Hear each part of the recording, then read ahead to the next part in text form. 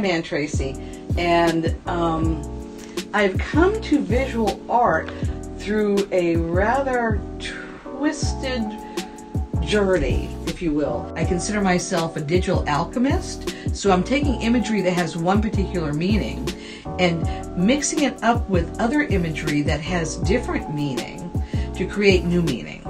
So it's a computerized alchemical process that I love doing. It's always very exciting to create something new. We are all, when I think about it, we are all products of our environment.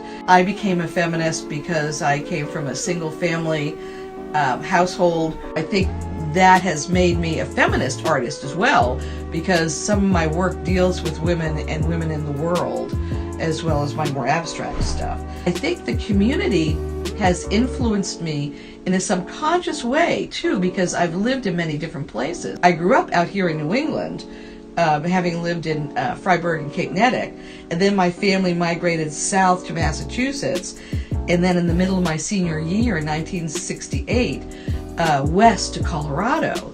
So I've had the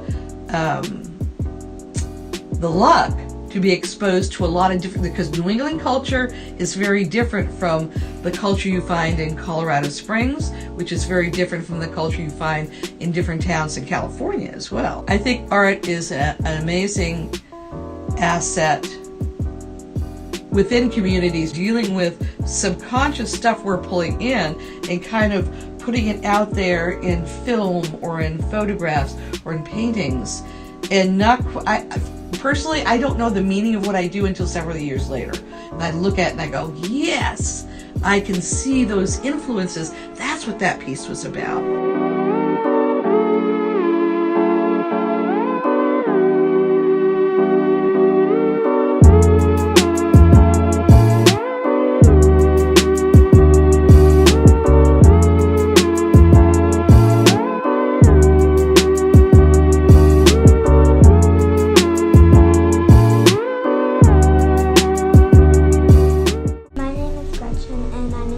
Grade. When I grow up, I either want to be a doctor, veterinarian, or artist. My name is Christine. I'm in 5th grade, and when I grow up, I want to be a doctor. My name is Bonnie. I'm in 5th grade. When I grow up, I want to be an artist. I like to do abstract art. What do you guys like the most about art? Relaxing. Relaxing. I like how you can show off your work in any way and there's no wrong answer. I was about to say that. Do you think school would be a little less fun without art classes and music classes? Definitely. Do you think that art can bring people together? Yeah. And why do you think that? Because love is art. Everybody can show different things that they do and different cultural stuff. Come on, we can't go away. We don't need them, oh.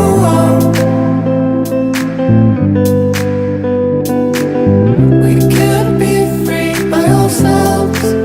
I'm Emily Pappen. I was introduced to art when I was not very young. I started a little late, dance generally, but when I moved to Massachusetts and moved in with my new family,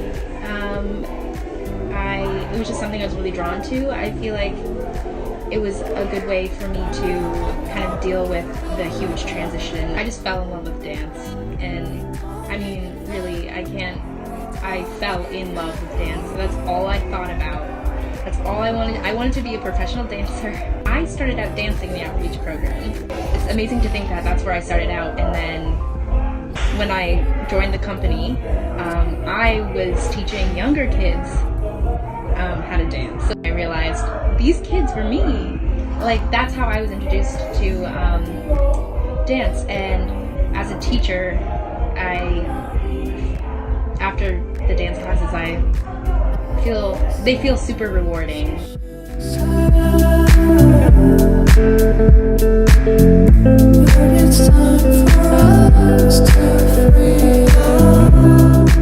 I'm Jessica Teasdale.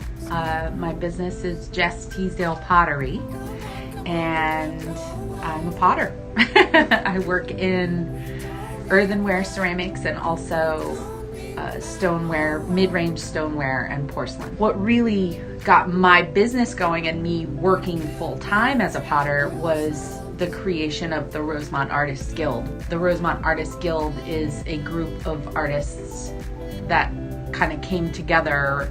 We drew together to have a holiday show. We're at all different levels of art, so I find that community and growing that community also grew my business because I was communicating with other artists. It's very strong point of living in this area is that there is a community of artists that come out every month, even in the wintertime, and enjoy each other and just enjoy the energy of being creative. Earth without art would be just And it's so true. And I think there could be even more community art projects to build upon, creativity and art spaces. Fake it till you make it. You really have to pretend, or just, even if you don't believe in your mind or in your heart that you can do what you love, if you don't do what you love and you waste your time just getting something to be able to do what you love, that's not going to work.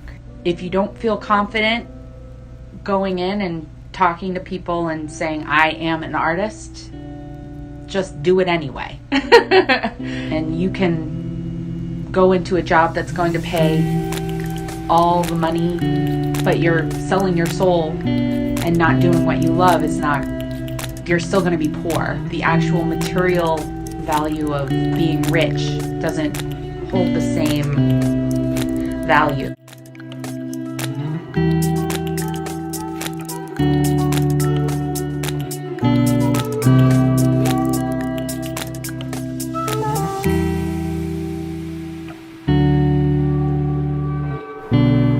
My name is Alexander Fitzgerald. Both of my parents went to art schools. My mom went to a variety of them.